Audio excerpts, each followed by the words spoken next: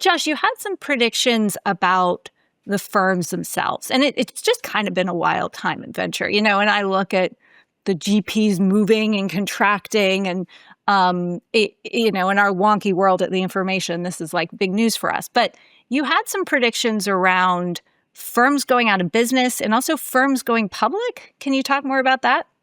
Yeah, so not quite Poachapalooza on AI, Colin, but the flow of human capital. Remember, venture businesses are partnerships, right? And some of those partnerships become institutions.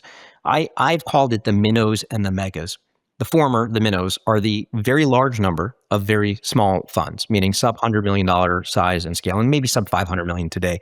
But they were the thing du jour for a good 10 years, and for good reason. LPs looked and said, hey, solo GP, micro VCs, early access. Why? Many people had a roommate, a friend, a former coworker. They had early access and entree to be founding investors in something. And with the large number of growth investors and follow-on capital that were providing high valuations, low cost of capital, they were all doing great. All of a sudden, many of the areas that they were in, enterprise SaaS, software, et cetera, some consumer out of favor, a pivot into hard tech and AI and hardware and deep tech and aerospace and defense, they can't compete because these do require large amounts of capital. And so I was with an LP maybe 3 months ago, and I remember sharing this thesis, and they're a large LP of ours. And I said, I think you're going to have a 50% extinction rate amongst this class, sort of like what you did in the post.com boom bust.